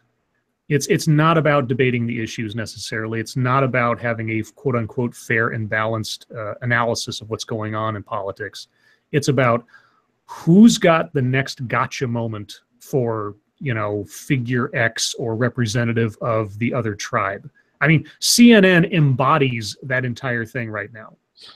It's not going to last. I mean, eventually the absence of substance in CNN is going to deflate, and they're just going to go into the toilet more so than they already are, obviously. But on YouTube, when you've got these, you know, small content creators, and I'm, you know, admittedly, you know, 1 million subscribers or something isn't small, but in the grand scheme of things, it's, you know, for every 1 million subscribers, you probably only have maybe a tenth of that actually pay attention. Right. At one time.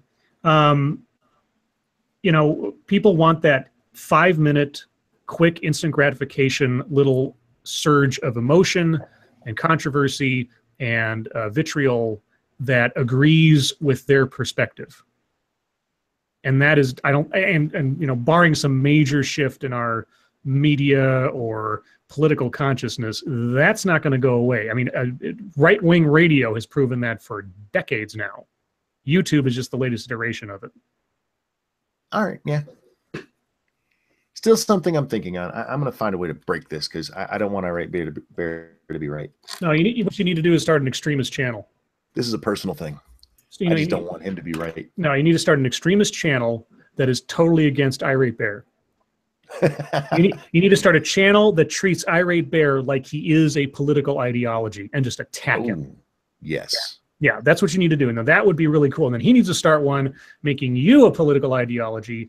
And then it's like bear versus monkey. It's no longer donkey versus elephant, bear versus monkey. Yeah, see? You could have a whole project of that. Monkey treats bear like a midget and just fucks him hard. That's probably too long. No, that's a long channel. Yeah. But yeah, that's all I had. Okay. SDA, do you have anything to add? Nope. Okay. Well, that brings us to the bottom of the hour. And so it is chat time. Chat, do you have questions for us that we haven't paid attention to for the last hour and a half? Well, type them in again and put some question marks at the end so we know it's a question. You drive safe tomorrow. Sorry. Oh, Pox Toxic is telling me that Scribe is a genius level autistic. Thank you. I'm glad I'm a genius autistic.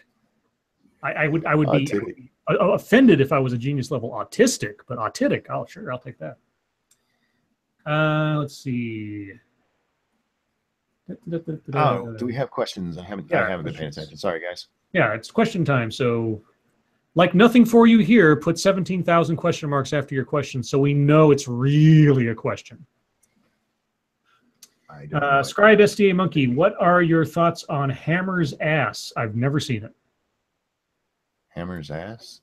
Are we talking about One-Ton Hammer? Or are you talking about MC Hammer? Because MC Hammer, I think I've seen through the parachute pants the slight curvature. I think he was in pretty good shape last I saw him. I don't know anything about any Hammer's Ass. SDA Scott says, what is your spirit animal? Oh, I'd probably want it to be a fox if I had one. I like foxes a lot. Okay. Nothing for you here. Does SDA think I'm weirder than Hank Green? Says, yeah, okay. No, Hank Green is the only person weirder than Hank Green. Peter asked, considering how moronic social justice is, why do you think it caught on and spread so far? There's actually a very good reason for that. Because it was purposefully targeted at young people. Mm-hmm. And that's not to say young people are dumb, but there's two things, people in college ages where they specifically really pushed it hard. And at college age, one, your brain hasn't fully formed yet. And Yep. two, you don't have life experience. And it's very easy to take those kind of people and I don't want to say trick them into thinking things that aren't real. I also think that That's all. the other factor that adds to it is that we are in relative terms, and I underscore the word relative. We are in relative terms in a time of peace, and there are no real causes. And so when kids in college and getting into college are looking to find meaning, define what they want to do in life, etc., if they can find an accepting in-group and a cause in which they can be a hero, it's a very attractive option. And it's the same reason the hippie culture caught on in the 60s. I mean, this is nothing new.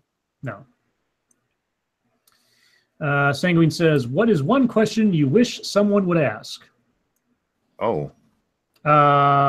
Someone would ask? Well, I wish a beautiful woman would ask me where she can find me to have sex with me. I would like a female midget to ask me if they could spin on my wiener. There you go. If you're asking in all seriousness, part of the fun of this is not knowing what questions will come up. Right. So anything that I actually want to talk about, I will just throw out there. So SDA asks, do you guys like wearing hats? No, my head's too big. It's hard to find hats that fit. My mother tells me that I was a big fan of hats when I was very small. Any kind of hat I could get my hands on as a baby, I would put on my head and be happy with. I rarely, if ever, wear hats now. It's a weird day if I'm wearing a hat. Scribe Light, you have an English degree. Why do you mispronounce Iraq like George W. Bush? Iraq? Iraq? I don't know. I say Iraq because I'm probably because I'm I heard it more often on the news coming from the politicians than anything else, and or documentaries where they call it Iraq or whatever, and that's just reflex. It's not anything else. Scott says, Scribe Light, who is your favorite porn actress? From the 90s, it was Celeste. From now, that is a tough one. I'll have to think about that one. It might be Jaden James, but that's difficult. Ranting Monkey Scarlet, favorite philosopher? Monkey? Me. You're your own favorite philosopher? Yes. Okay. SDA, do you have a favorite philosopher? No. Okay. My favorite philosopher, probably John Wayne. If you're talking like a dedicated philosopher, no, I don't have one. But Louis Grizzard was an excellent thinker. He's not what you would think of as a intellectual, but just the way his brain worked. If you've ever read any of his books, he wrote a column for I want to say it was for some paper in Atlanta, and it ended up going national. And then he started writing books. He had some of the best book titles ever, like Shoot Low, Them Are Shetland Ponies They're Riding. He was an excellent thinker in a way that most people aren't, just an abstract thinker, and I really love his stuff. Let's see. Questions. There was a question back here for me. Somebody asked me, I forget who it was. There it is. Donald. Monkey, why do you think no love is given to big birthing hips anymore? If you're referring to like the study that I was talking about earlier, I don't think necessarily that big birthing hips necessarily relate to us as big birthing hips. Not in the part of our mind that this study was showing. For the most part, we see a woman and figure she's going to be able to push a baby out. It's not, oh, she has really wide hips, so a baby will just fly right the fuck out of there. Whew. As for in society, again, it depends on what you mean. There was a woman that used to shop at the Walmart I worked at, who the top half and bottom half didn't fit. The bottom half had what you would call big birthing hips, and then the top half looked like a skinny woman who needed to eat a cheeseburger. There was nothing attractive about her because it just looked so fucking weird. As long as the body goes together, I think. Yeah, it's proportional. Proportional is what you're looking for. Exactly.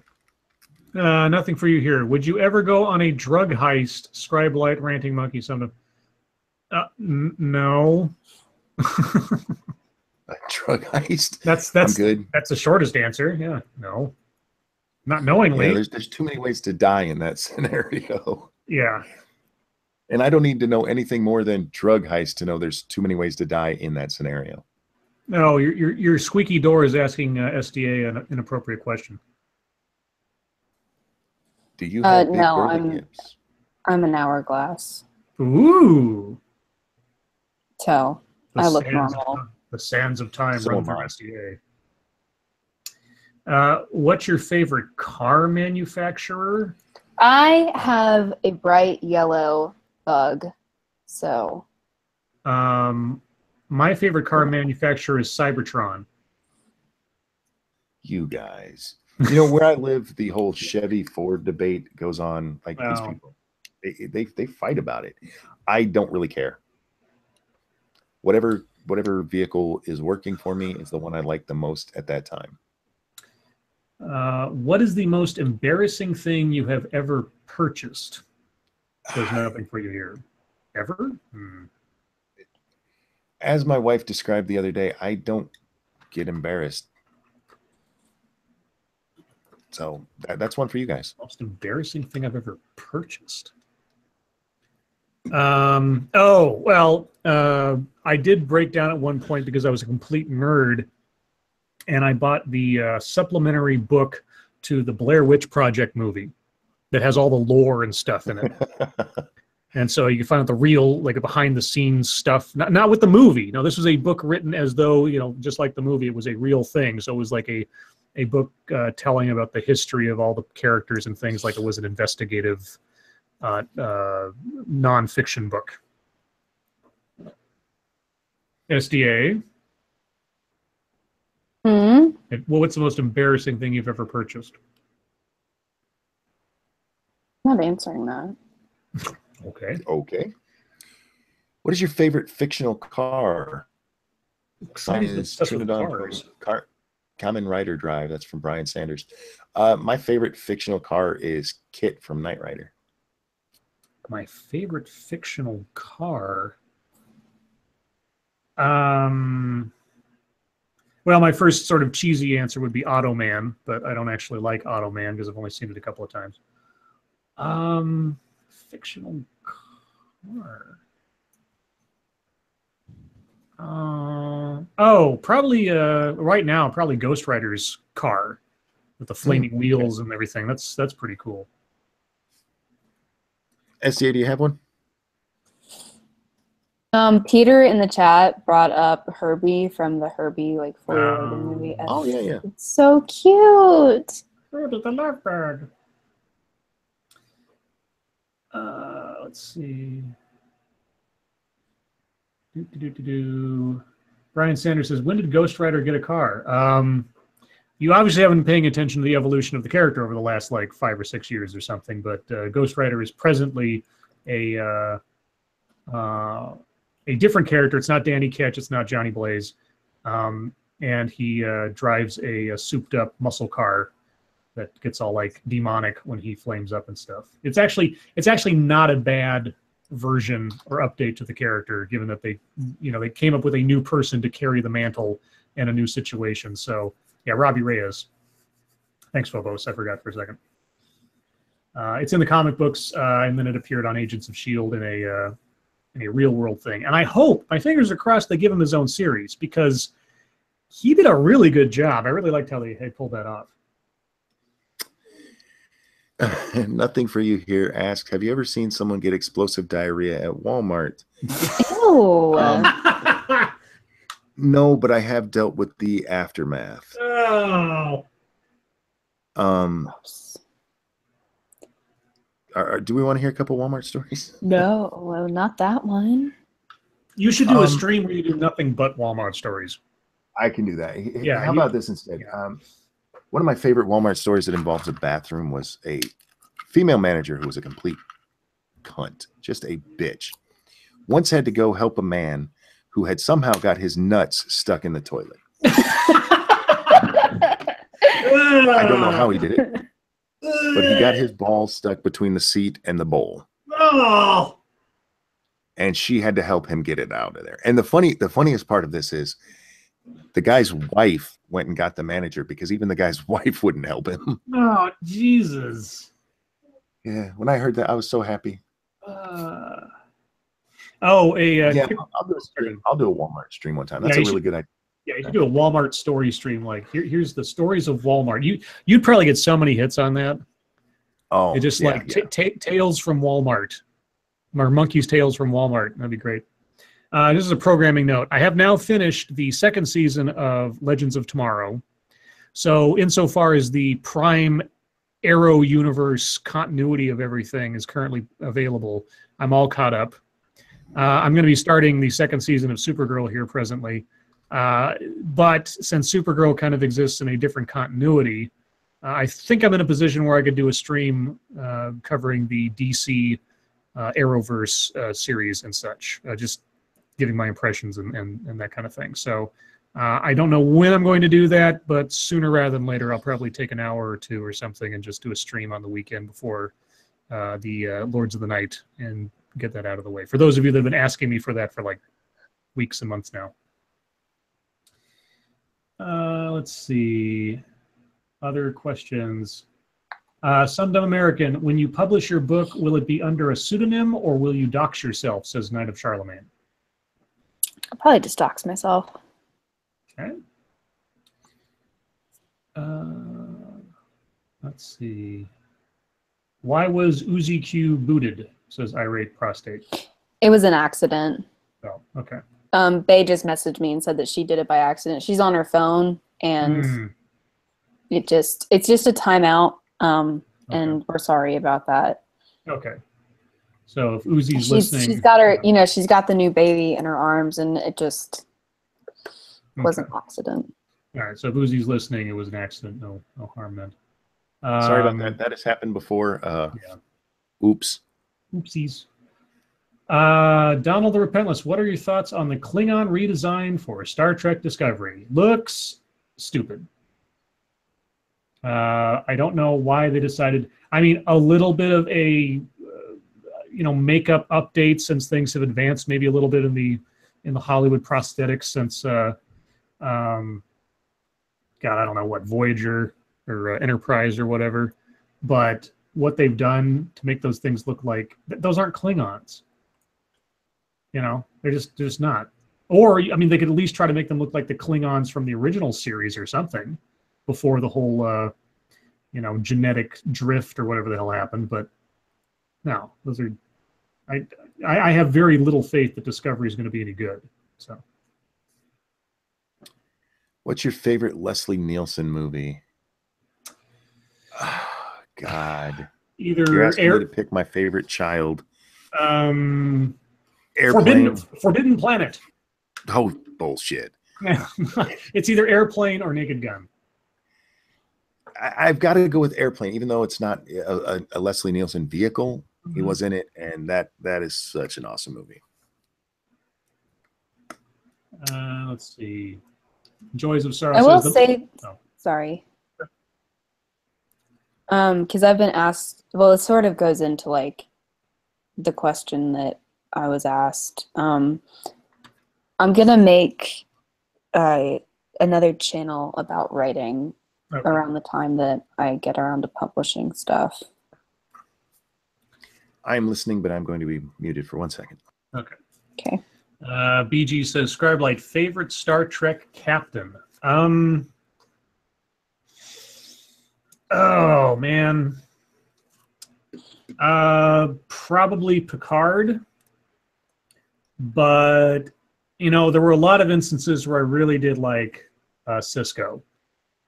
Cisco had some really cool moments especially in the latter seasons of Deep Space Nine. So Picard's always going to win out, but Cisco is a close second. SDA, what's your favorite Michael Bay movie? Emperor Vulcan asks. I don't know, but I was asked what my favorite Star Wars character is, and it's Ahsoka Tano. Oh, yeah. And she is purportedly going to be making a return in the next season. I absolutely adore Ahsoka. Which is going to be the last season of Rebels, but not the end of Star Wars animated stuff. They haven't quite said what it will be next, but I'm curious to know what. Let's see. Scribe, did you get a glimpse of Kylo Ren's TIE silencer? I did. It looks like a big, squared off TIE fighter. My fingers are crossed that the next Star Wars movie is better than Force Awakens. But if Mark Hamill's comments are to be believed about his reaction to what they did with Luke Skywalker, even though he's tried to soften them in a walk back recently. What did he say? He said that he, and I'm paraphrasing, but I think I'm close in saying, he fundamentally disagreed with every decision they made about Luke Skywalker in the script. And I'm like, if Mark Hamill doesn't like, and he used the word everything, not like some things or some of the decisions. Now, everything. So when he says everything is a problem, I'm like, oh, well, shit. Yeah, that's not good. That's not to say that maybe Mark Hamill's perspective on Luke Skywalker is every fan's perspective, but at the same time, it's like... Well, from what I understand about Mark Hamill, he was kind of into at least at the time that they were making the original Star Wars movies, he was into the idea that Luke turns evil. I don't know how into that he still is, but he was saying that like 5 years ago or so. Yeah, I don't know. So that gives me pause. It doesn't necessarily kill it all the way for me, but it's not a good sign. Well, even going back to The Force Awakens, when you see Luke, he looks like an extra from Game of Thrones more than he looks like a fucking Jedi. That pissed me off so much. Yeah, and there's I being a super fan, I've tried to avoid spoilers for the movie specifically, but I've gotten a lot of extraneous hints and pieces of information about where the story group, the Lucasfilm story group that handles all this stuff, where they want to take the notion of the Force and the Jedi going forward. Because there's been a lot of hints dropped both in Rebels and in Force Awakens and some of the other supplementary stuff about how they're trying to redefine the perspective on how the Force operates, or how the Jedi or Force users will operate in the future. And I can see how it could be interesting, but if they're going to start moving towards a gray philosophy of how the Force operates rather than the light versus dark, I'm afraid you're going to muddle the whole sort of very, at its core, simplistic good versus evil stuff, which is really the fun part of it, to know who the bad guys really are. So, I don't know. I guess we'll see. That's one of those things that I think just leave it the fuck alone. Yeah.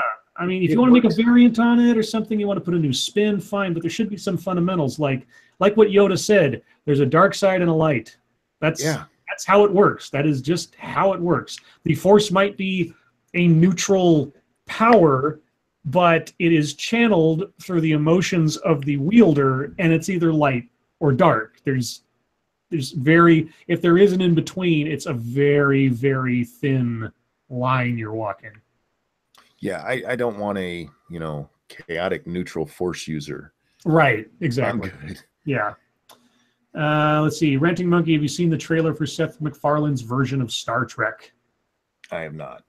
I have. It is a send up of the classic sort of Star Trek ethos and everything. The first trailer released, was the most unfunny thing I think I've ever seen come from Seth MacFarlane. Nothing in that thing made me laugh, and it wasn't like, oh, I was offended. It was the absence of humor. It just wasn't funny. And I could see what they were doing, trying to send up all the old tropes from Star Trek. But I was like, okay, I guess if you're going to do this, it was more like Galaxy Quest, but it didn't look as funny as Galaxy Quest. So, Zelthor says the Gray Jedi have been a thing for at least 20 years. Yeah, in the expanded universe, and there have been some very good iterations of that. Kreia from KOTOR 2 is probably one of the best representations of a gray philosophy, and like I say, it can work if it's done well, but it should be the outlier. It shouldn't be the common stance, which is what I think they're pushing. I'm not sure. Good versus evil. Yeah, Gray Jedi should be unique individual characters. It should not be the thrust of the Force in the universe. Is all I'm going to say. Let's see. Oh, now we're stuck on Star Wars. Stuck on Star Wars. Yeah, Kreio's great. Favorite Michael Bay movie? Fuck, I don't know. He did used to make decent movies. Let me refresh myself real quick, because even I'm having a hard time remembering something that was actually good. Because I know there was. Yeah, I know there was. I'm sure there was. Armageddon wasn't bad. Armageddon, I actually love Armageddon. So yeah, that would. Armageddon. It doesn't decent. matter what else he's made; it would be that. Yeah, Armageddon was decent. Let's see. My only problem with Armageddon is that Ben Affleck didn't die. He did, all of his movies up until 1995, actually all of his movies up until 1995, were all music videos or like documentary movies on bands. Like he did a Lionel Richie documentary. I didn't know that. He did a Wilson Phillips video short. I think these are music videos. He mostly directed music videos. His first real movie was Bad Boys. And in fact, beating Armageddon, I cannot give enough credit to The Rock. The Rock is an awesome movie. So yeah. For me, Armageddon also has a personal thing to it. Not something I'm gonna get into here. Okay. But yeah, so I just love the movie. I really do, and it's one that I can watch repeatedly. Favorite Lars von Trier movie? Oh God, let me think. I remember The Five Obstructions. I kind of liked that movie. That was an interesting. I think it was the first movie of his I ever saw, because that was an interesting way to do it. It was these two directors sort of challenging each other to. It was one director challenging another to recreate a movie he had done, or a short film he'd done back in like the 60s, but he had to make the guy do it 5 different times, but each time he gave him 5 requirements for each new version of it. Like, you have to film it in this place, you can only use this kind of lens, the cuts have to be this many seconds in between, kind of thing. Do the same movie but do it with these limitations. That was an interesting movie, just for the sake of like filmmaking. So I'd say that, The Five Obstructions. Guys, we have 7 minutes left. Yep, 7-minute warning. Scribe, how do you feel about the new Darth Vader comics? Everything that I've read so far is really good.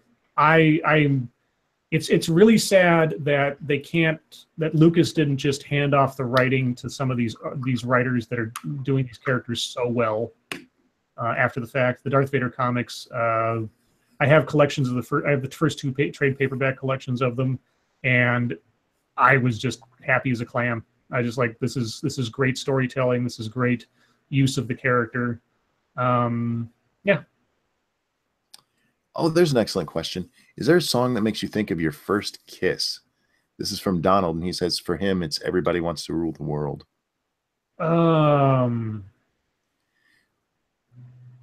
Now, are you talking your first little peck or your first real kiss? Yeah, because if it's My first real kiss. God. With tongue and all. La, la, la, la, la. Actually, yeah, there would be a song. Actually, more like an artist. Just about any song of hers from a particular album.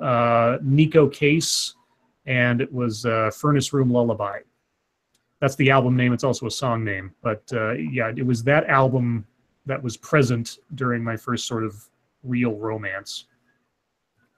My first real kiss was just with some hoe bag that was the daughter of my mom's friend, and we were just hanging out one day, and it's actually the first time I touched vag. Ooh. Yeah, I told you she was a hoe. No music was playing, so no. SDA, do you have a song, a kiss song? Not a kiss song, but yeah. No? Wouldn't it be great if somebody's was Tom Jones's version of Kiss? Scribe Light, have you read any of the DC Looney Tunes crossover comics, says Jordan? I've seen bits and pieces of particularly the Elmer Fudd one. I was blown away. They took these characters, and even though you know that it's a complete send-up of Looney Tunes characters, they wrote them in such a noir, dark way of reimagining these characters in the situation in Gotham City. I actually buy it. You know, it's actually really cool. And Monkey, if you haven't seen this yet, look up Elmer Fudd versus Batman. It sounds ridiculous, and it is, but the way they did it is actually very admirable. The way they took these characters and sort of anthropomorphized them into these dark Gothamites.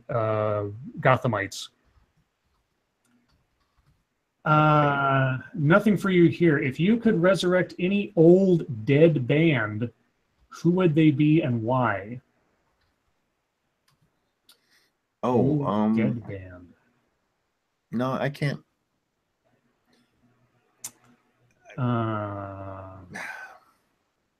Squeaky door. It's not nice to call Lady Monkey a hoe bag. I wasn't talking about Lady Monkey. I got around when I was younger.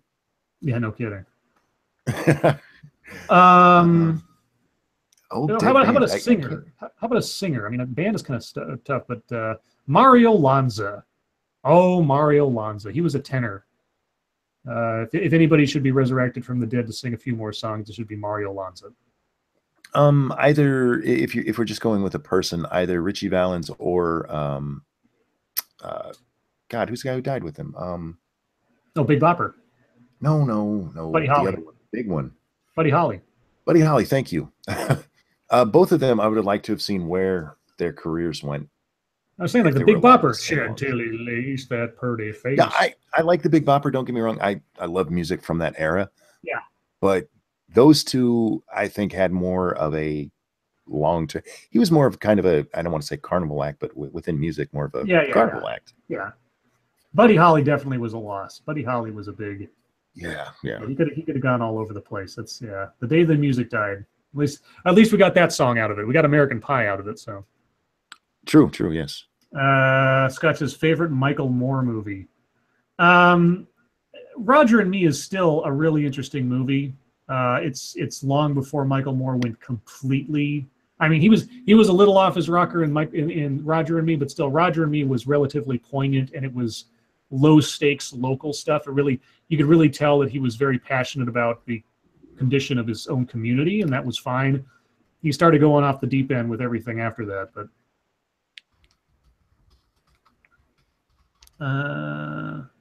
Communist in Space says, Ranting Monkey, do you find any value from the teachings of Karl Marx? Yes. His work is an excellent example of how not to. I was about to say his work is an excellent doorstop. Let's see. Actually, if you look at it not from his actual teaching, but from what you can learn with people latching onto his teaching, it can be an excellent study in both psychology and sociology. But as for his work itself, no. Oh, shucks. I thought we could end the stream with you saying that you appreciated Karl Marx for his analysis of sociology. And no. Can't quote you out of context with that one. Well, we are at the end of the stream, guys. So I want to thank Ranting Monkey and STA for joining me, as always. Lords of the Night. Thank you. Thank you, SDA. I think she's ignoring us. She doesn't like us tonight. I know. We did something earlier and haven't been able to make up for it yet. I don't know what it is. Yeah, me neither. I'll have to break out the tongue butter. Chat, as always, thank you so much for coming out tonight and joining us. Thank you to everyone who donated. Thank you to everyone who's already hit the like button. If you haven't already, I would encourage you to do so. Tomorrow night, we will be on Monkey's channel, and we have a special guest. Who's our special guest, Monkey? Weebo Jones is going to be joining us. She's not going to be there right at the very start, but she'll be there as soon as she can. Yay, Weebo Jones. So look forward to that. Same Monkey time, same Monkey channel, because it's Monkey's channel.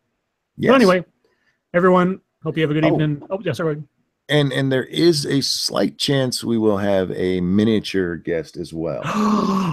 A miniature monkey? She might not be asleep by the time we start. So. Okay, guys, we might have a grand monkey joining us, at least for a short time tomorrow night. Look forward to that. But anyway, thank you guys for coming out tonight, and we will see you tomorrow. Take care. Bye, guys. Bye, guys.